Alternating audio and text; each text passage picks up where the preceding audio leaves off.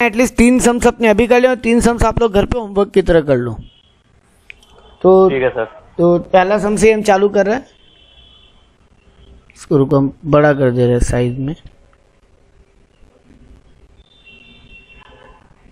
ठीक है, सम्स का साइज ठीक दिखाई दे रहे हैं? हाँ सर। चलो ठीक है।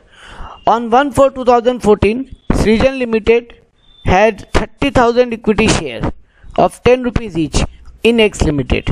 तो सृजन लिमिटेड एक्स लिमिटेड में 30,000 शेयर ऑलरेडी खरीद के बैठा है, जिसका परचेज फॉर 2,80,000 है। तो खरीदने का दाम 2,80,000 है। 15 जुलाई 2014 x limited made a bonus issue of 1 fully paid up share for 3 held. 3 के बदले 1 बोनस शेयर का बात हुआ। तो यानी कितना बोनस मिलेगा इसको? 10,000 bonus. Again on 1 September x limited offered right entitlement of 3 for 5 held. 5 के बदले 3 राइट शेयर देने का बात हुआ। 5 के बदले 3। तुम्हारे पास ऑलरेडी कितना शेयर हो गया? 40,000। 30 था प्लस 10,000 बोनस मिला। 15 जुलाई को बोनस मिला, 1 सितंबर को राइट इशू आए, यानी 1 सितंबर के दिन तुम्हारे पास 40,000 शेयर ऑलरेडी था। 40,000 तो 40 divided by 5 into 3, 40 divide by 5 करोगे तो आएगा 8,000। सर 8 तो 24,000। 24,000 तुमको राइट इशू मिला। 2 रुपया प्रीमियम पे, मतलब 12 रुपया पर शेयर करके तुमको खरीदने का ऑफर मिला है। Srijani limited exercised 1/4 of its right entitlement and sold the balance at 4 rupees each on 9/9/2014। 9 सितंबर को सृजनी क्या किया? सृजनी लिमिटेड 1/4 राइट एंटाइटलमेंट को रखा अपने पास और बाकी का 3/4 को बेच दिया, रेनाउंसमेंट कर दिया 4 रुपया ईच करके। तो 1/4 अपने पास रखा। तो राइट एंटाइटलमेंट कितना था अपने पास? 24,000। 24,000 का 1/4 यानी 6,000। 6,000 शेयर सृजनी लिमिटेड राइट इशू में खरीदा और बाकी राइट को रिनाउंस कर दिया, यानी बाकी कितना बचा? 18,000। 18,000 शेयर को 4 रुपये ईच करके बेच दिया। ये अपने इन्वेस्टमेंट अकाउंट में कहीं आएगा क्या? 18,000 तो नहीं आएगा। नहीं आएगा। ये 18 इंटू 4 क्या होगा? अलग से पीएल में चला जाएगा। चलो ठीक है। 20 अगस्त 2014 x limited declared A dividend of 10% for the year ending on 31/3/2014। तो डिविडेंड भी आ गया 20 अगस्त को। Bonus share were not entitled for dividend. Bonus share जिनको दिया उनको डिविडेंड, बोनस पे डिविडेंड मिलेगा, यानी राइट इशू पे मिलेगा। Yes sir. बिल्कुल। तो तुम्हारे पास 30,000 पहले से था, राइट इशू का तुम कितना खरीदा? 6,000। तो तुमको 36,000 शेयर पे डिविडेंड मिलेगा। 36,000 शेयर पे तुमको डिविडेंड मिलेगा। चलो ठीक है। ये हाँ ठीक है। कब बोल रहा है डिविडेंड? और 31/3/2014 यानी पिछला साल के लिए डिविडेंड है ये। On 30 January 2015 सृजनी limited sold 1/3 of its right share. Right share का 1/3 बेचा है, यानी यहां पर राइट शेयर कितना मिला था? 6,000। 6,000 का 1/3 वो बेच दिया, यानी 2,000 वो बेच दिया एट अ कॉस्ट प्लस 25%। उसको कॉस्ट कितना पड़ा था राइट इशू का? 12 रुपया। 12 रुपया। 12 रुपया का 25% ऐड करके प्रॉफिट पे वो बेच दिया। तुमको बोला इन्वेस्टमेंट अकाउंट बना के दिखाओ। तो एक देखा जाए तो इस सब में सब कुछ है। तुम्हारे पास पहले से भी शेयर था, तुमको राइट इशू भी मिला, तुमको बोनस शेयर भी मिला और तुमको डिविडेंड भी मिला, और उस राइट इशू में से कुछ पार्ट तुम बेच भी दिए। सब कुछ कवर कर लिया। तो चलो सॉल्यूशन देखते हैं। सबसे पहले to balance BD 30,000 number of share, 2,80,000 cost, पूरा लिख दिया एज इट इज। अगला डेट क्या आएगा? 15 जुलाई, जिस दिन क्या हुआ? बोनस शेयर मिला 3 पे 1 यानी 10,000। तो 2 बोनस शेयर 10,000, अमाउंट के कॉलम में कुछ नहीं। डेबिट साइड में 2 बोनस इशू 10,000, कॉस्ट के कॉलम में कुछ नहीं। उसके बाद अगला डेट आता है तुम्हारा 9 सितंबर, जिस दिन तुमको राइट इशू मिला। 1 सितंबर को कंपनी राइट इशू ऑफर किया था। तुम कब लिया ये राइट इशू? 1 सितंबर को ले लिया। अच्छा, 9 सितंबर को तो तुम अपना राइट एंटाइटलमेंट बेच दिया था, ठीक है, अनाउंसमेंट किया था। तो 1 सितंबर को तुमको राइट इशू मिला, कितना शेयर, 6000 शेयर, कितना कॉस्ट में मिला, 12 रुपया करके, 10 रुपया face value plus 2 rupees premium, तो 6000 इंटू 12 72,000 कॉस्ट। तो to bank right issue, bracket में लिख देना राइट 72,000, डन। अगला डेट क्या आएगा अब, 31, तो जिसके बाद तो सर डिविडेंड डिक्लेयर, 20 अगस्त को डिविडेंड डिक्लेयर किया, 20 अगस्त को डिविडेंड डिक्लेयर किया। लेकिन ये लोग यहाँ पे डिविडेंड में गलती किया, आई थिंक ये लोग पूरा का पूरा डिविडेंड अकाउंट में डाल दिया। वही तो बोन, और वो भी खाली 30,000 डिविडेंड कैसे निकाला। यहाँ तो क्वेश्चन बोला नहीं है कि राइट इशू पे डिविडेंड नहीं देगा वो, सिर्फ क्या बोला है क्वेश्चन, सर पूरा तो डिविडेंड नहीं आना चाहिए ना। नहीं पूरा ही मिलेगा ना। और बोनस शेयर में, अच्छा बोनस शेयर में तो कुछ शायद नहीं मिलेगा, बोनस में डिविडेंड दिया नहीं है, और इस साल तुम कुछ नया शेयर खरीदा नहीं है 36,000 में तो, लेकिन राइट इशू पे तो बोनस शेयर देना चाहिए था। राइट इशू पे भी सम्स बोनस शेयर नहीं दिया, तब 36,000 तो तब फिर क्वेश्चन को ये लाइन लिखना चाहिए था कि राइट और बोनस दोनों पे ही डिविडेंड नहीं मिलेगा। क्वेश्चन को ये बात बोलना चाहिए था कि राइट और बोनस दोनों पे ही डिविडेंड नहीं मिलेगा। चलो ठीक है, हम ये मान रहे हैं कि राइट और बोनस दोनों पे डिविडेंड नहीं मिलेगा, क्वेश्चन बोला है। तो हम डिविडेंड कितना शेयर पे देंगे, पहला 30,000 पे, 30,000, और ये 30,000 तुम्हारे पास पिछला साल से कंटिन्यू है, तो पूरा डिविडेंड तुम्हारे हक का डिविडेंड है। यस सर, यस सर, पूरा डिविडेंड तुम्हारे हक का डिविडेंड है, तो डिविडेंड अकाउंट में ही जाएगा। तो 10% डिविडेंड देने का बात हुआ, 30,000 इंटू 10, 3 लाख रुपया टोटल शेयर का वैल्यू है, 3 लाख रुपया का 10% 30,000, तो डिविडेंड तुमको मिला 30,000 बाई बैंक, तुम 30,000 लिख दिया। अब अगला डेट आया 30 जनवरी, 38 जनवरी, उस दिन तुम 2,000 शेयर बेच दिया, कॉस्ट प्लस 25%, यानी 12 रुपया का 25% कितना होगा, 12 रुपये का, रुपये 12 इंटू 25, 12 3 रुपया, 3 रुपया, यानी 15 रुपया, 15 रुपया में बेच दिया यस तुम, सर, तो 12 रुपया का 25%, देखो कॉस्ट प्लस 25 बोला है, तुमको कॉस्ट पड़ा था 12 रुपया, फेस वैल्यू प्लस 25% नहीं बोला है, तो 10 रुपया का 25% मत निकालना, 12 रुपया का 25% निकालना। तो 15 रुपया में तुम 2,000 शेयर बेच दिए, 1/3 ऑफ द राइट इशू बोला है, तो 2,000 शेयर बेच दिए 1/3, तो 2,000 इंटू 15, 30,000 रुपया तुम्हारे को सेल वैल्यू हुआ, तो तुम बाई बैंक 30,000 लिख दिए। तुमको इसका कॉस्ट कितना पड़ा था, कॉस्ट तो 12 रुपया होगा। नहीं, गलती कर गए, ओ अच्छा, एवरेज करना पड़ेगा ना, कॉस्ट हमेशा एवरेज करके होगा, कॉस्ट हमेशा एवरेज करके होगा।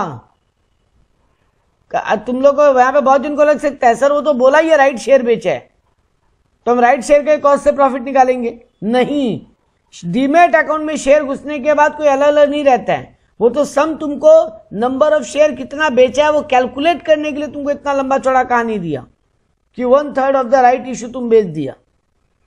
यहां डायरेक्ट भी बोल सकता था तुम 2,000 शेयर बेच दिया, वो 1/3 केवल नंबर ऑफ शेयर निकालने के लिए था, 1/3 of the right issue language.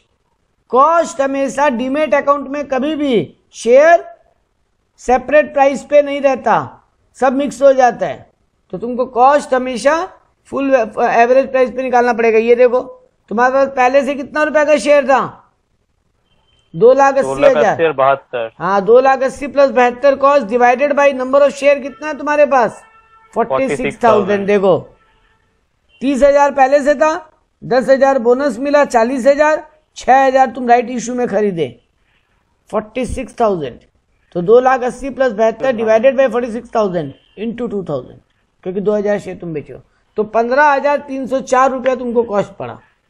बेचे कितना में, 30,000 में, फायदा कितना का हुआ, 14,696। तो स्टेटमेंट ऑफ पीएल 14,696 2 पीएल लिख दिए 31 जनवरी को।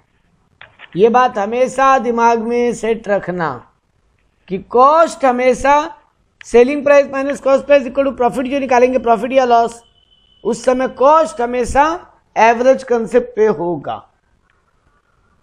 यहां पर क्या शेयर का मार्केट वैल्यू दिया है क्या कुछ एंड ऑफ द ईयर? नहीं। तुम्हारे पास 46 था, उसमें से 2000 शेयर बिक गया, बचा 44,000। अगर मार्केट वैल्यू देता तो cost of market value which is lower लिख के कॉस्ट का कॉलम में फिगर लिखते, लेकिन यहां पर मार्केट वैल्यू का कोई कहानी नहीं है, तो सीधा सीधे बैलेंस सीडी जो भी आ रहा है डेबिट साइड को ऐड करो, 280 प्लस 72 प्लस 14,696 माइनस करो 30,000 सेल वैल्यू, तो 3,36,696 कॉस्ट कॉलम में लिख दो। अगर कोई मार्केट वैल्यू दिया होता तो पहले क्रॉस चेक करते फिर सेल वैल्यू लिखते। ठीक है? हाँ सर। जेनी क्लियर है? पवित्र क्लियर है? तो ये एक सम था। इस सम में ट्रिक सीखने लायक एक ही था कि भले कोई सा भी शेयर बिकाओ कॉस्ट हमेशा एवरेज कंसेप्ट पे निकलेगी। बाद बाकी आइटम तो हम लोग पहले भी कर चुके हैं।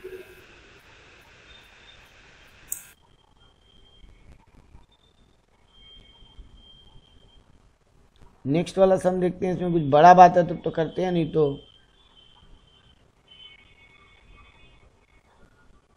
डिवेंचर का सम एक कर लेते हैं। Mister P Das held 260 12% debenture in X limited at ₹110 on 1/4/2014। 1 अप्रैल को तुम्हारे पास 260 डिवेंचर है, 12% ब्याज वाला, 110 रुपये में तुम खरीद के बैठे। Face value of the each debenture was 100 rupees, face value इसका 100 रुपये है। Interest on debentures are payable annually on 31 March every year. Company 31 मार्च को इंटरेस्ट देता है। The following were is transaction in debenture account. 1 जुलाई को वो और 400 डिवेंचर खरीदा, कम इंटरेस्ट 108 वाला। 1 सितंबर को वो और 240 डिवेंचर खरीदा, एक्स इंटरेस्ट 105 वाला। और 1 जनवरी को वो 360 डिवेंचर बेच दिया 115 रुपया। He paid brokerage on purchase price and sale proceed on debenture 0.02 for a rupee. अगर वो 1 रुपया का ट्रांजेक्शन करता है तो ब्रोकरेज लगता है 0.02, मतलब एक तरीके से हम बोल सकते हैं 20%, नहीं 0.02 मतलब 2% होगा ना। हाँ 2%। तो 2% ब्रोकरेज पे उसका काम होता है।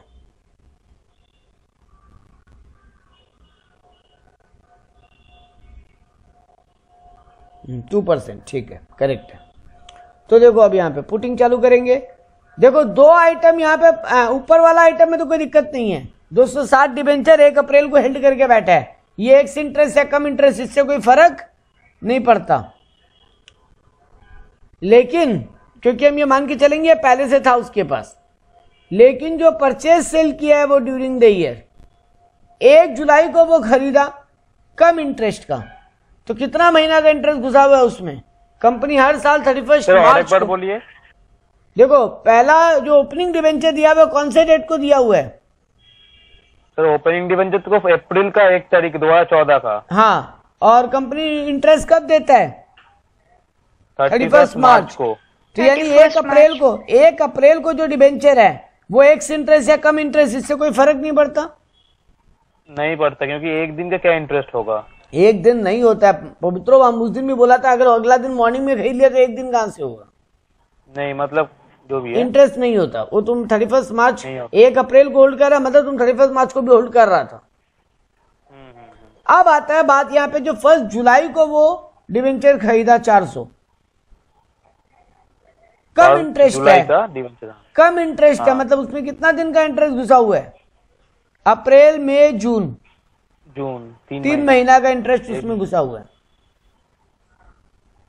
तो 100 रुपया प्राइस था, तो 4000 इंटू 100, 4000, 400 डिवेंचर था ना उसके पास, 400 डिवेंचर खरीदा, तो 400 into 100, 40,000 into 12% into 3 divided by 12, 1200 रुपये इंटरेस्ट घुसा हुआ है।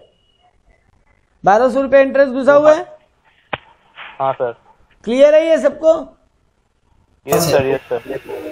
Yes sir. तो देखो 1 अप्रैल को टू बैलेंस बीडी लिख दिया, 26,000 नॉमिनल वैल्यू और कॉस्ट 28,600। 1 जुलाई को 40,000 रुपया का नॉमिनल वैल्यू, 1200 इंटरेस्ट। खरीदा कितना में? 400 इंटू 108, 400 इंटू 108, 4,32,000। कुछ गलती हुआ, 43,200 सर। 400 इंटू 108, हाँ 43,200, 43,200। उसमें इंटरेस्ट हटा दो 1200, 42,000 माइनस हो जाएगा।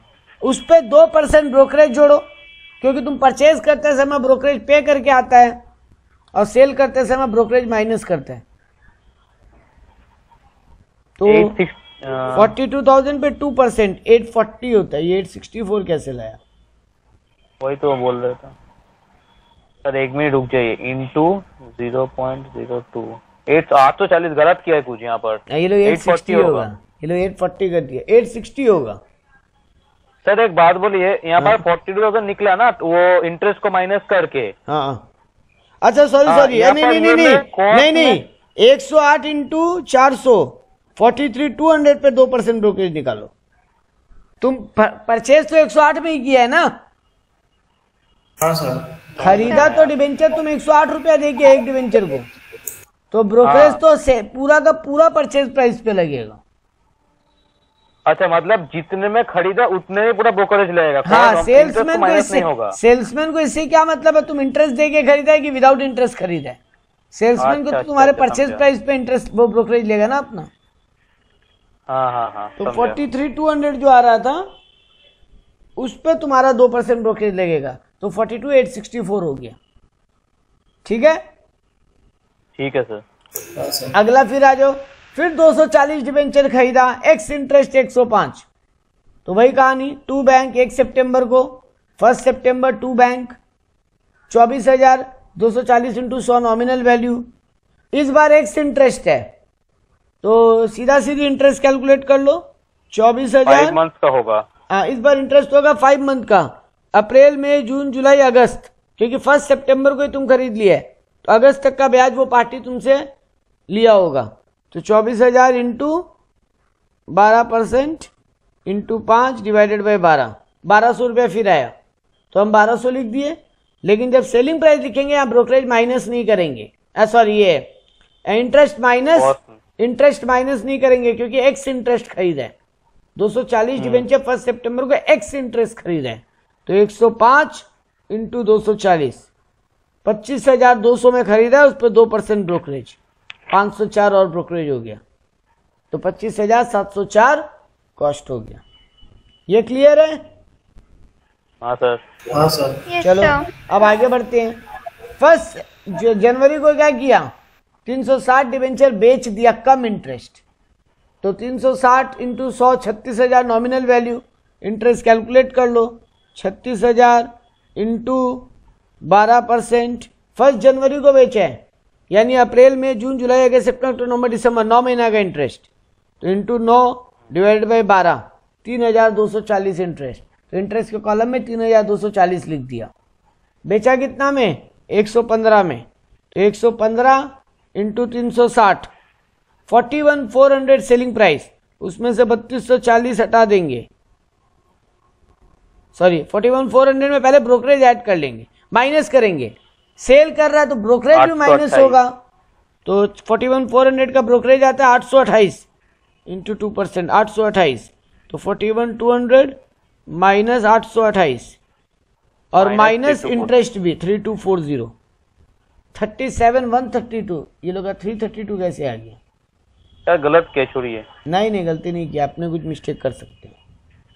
115 इंटू 360, 41,400 आएगा, उस पे ब्रोकरेज कितना आएगा?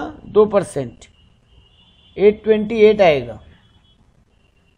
828 minus 41,400 minus 828, 41,400 minus 828, 45,72 minus 3,240 brokerage.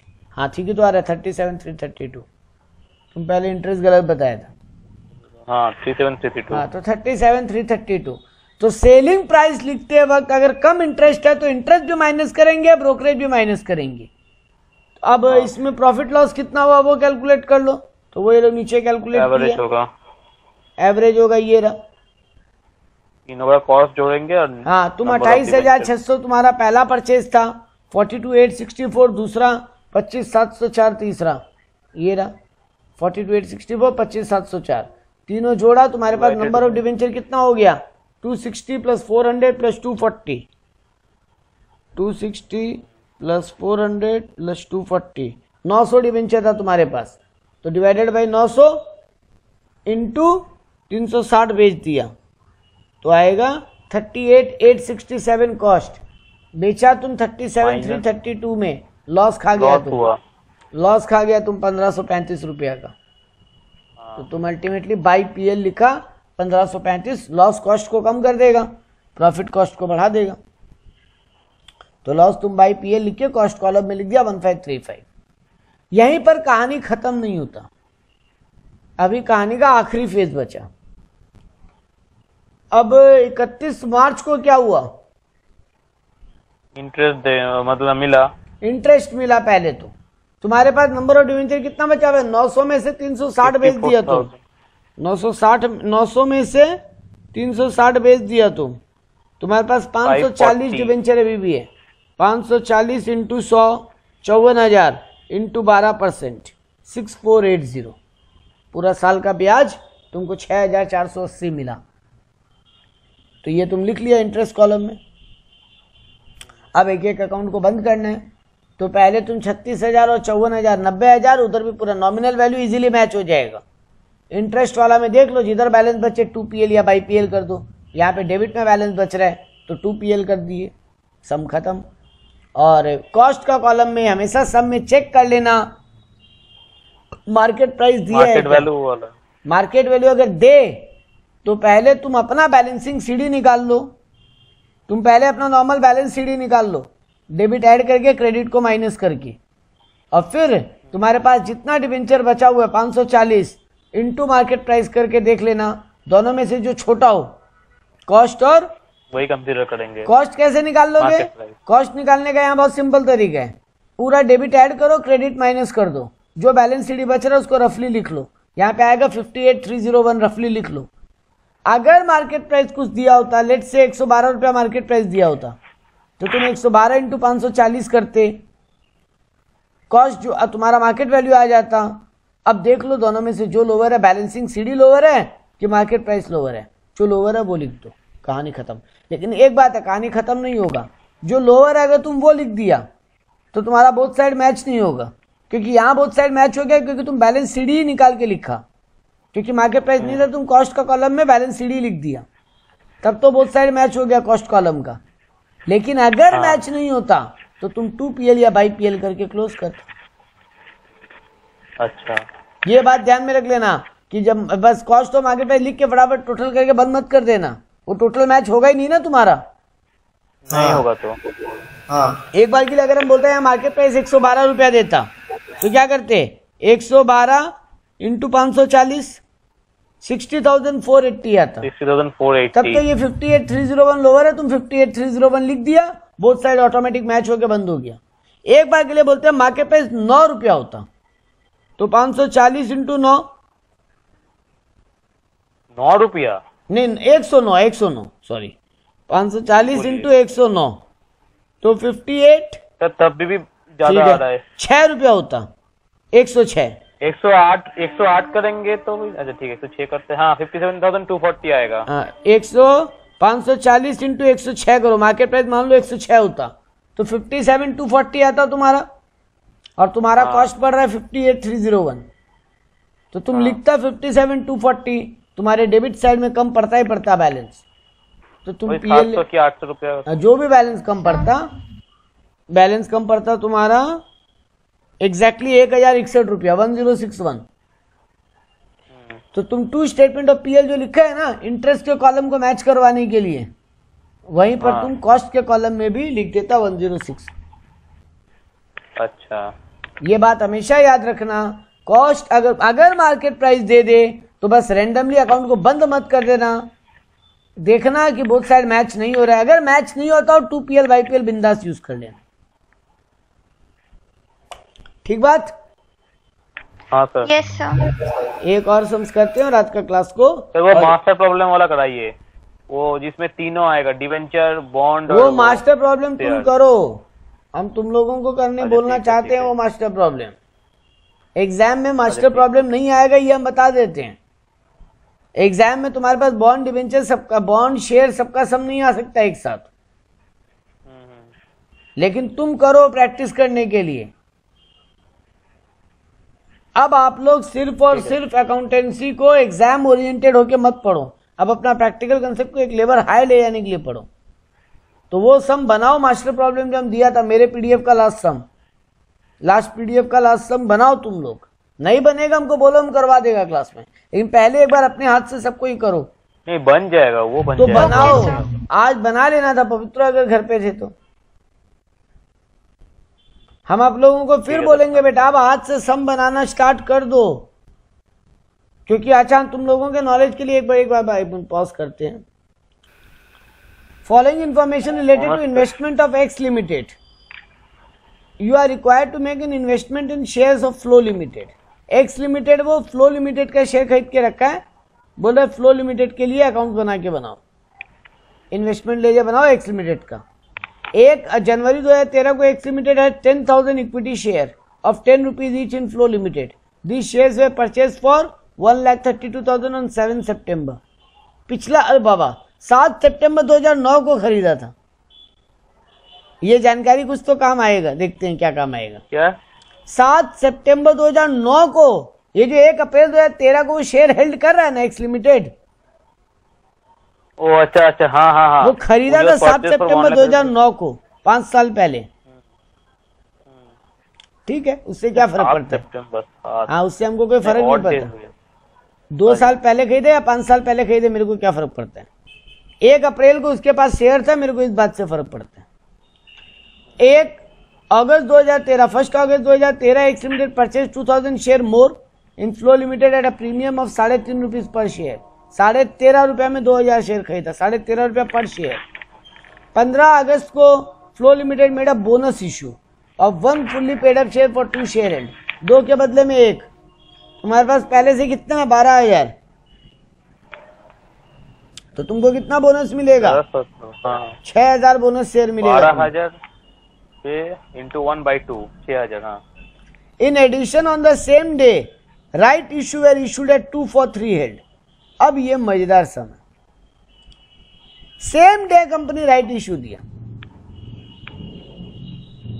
तो अब तुम क्या बोलोगे? 12,000 पे ही होगा। हाँ, 12,000 पे कि 12 + 6 18,000 पे? नहीं, 12,000 पे ही होगा। उस दिन तो मेरे को बोनस मिला, उस दिन मेरे को राइट शेयर मिला, तो उस दिन मेरा तो था शेयर 12,000 ना। और हम ये तो नहीं पता कर सकते ना कि पहले बोनस दिया कि पहले राइट दिया। हाँ, ठीक बात है। तो 12,000 पे ही राइट इशू मिला, 3 के बदले 2, तो 12,000 डिवाइडेड बाई 3 इंटू 2 यानी 8,000। तो 8,000 से तुमको राइट इशू मिला। These shares were not to rank for dividend for the year ending 31/3/2013। दोनों ही, अब ये सम अच्छा था, ये सम ठीक बोला कि बोनस हो या डिविडेंड दोनों ही पे ही नहीं मिलेगा, डिविडेंड नहीं, बोनस या राइट इशू दोनों पे डिविडेंड नहीं मिलेगा। 4,000 right share way taken up by x limited, balance right share sold at 2.5 रुपया पर शेयर। तो तुमको 8,000 राइट शेयर मिल रहा था, तुम 4,000 रख लिया, 4,000 को रिनाउंस कर दिया। 15 जनवरी को flow limited paid a dividend of 10% और 20 फरवरी को x limited sold 5,000 share for 19 रुपया। डिट्टो नहीं लग रहा है जो पहला ऑनर्स पेपर का सम किए थे?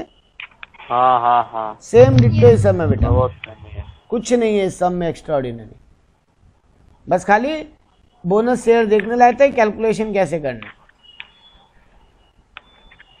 इसके अलावा इस सम में कुछ भी नहीं है। तो यहीं पे रोक सकते हैं, इसमें कुछ है नहीं करने को, ये आप लोग करो। तो 3 सम्स आप लोग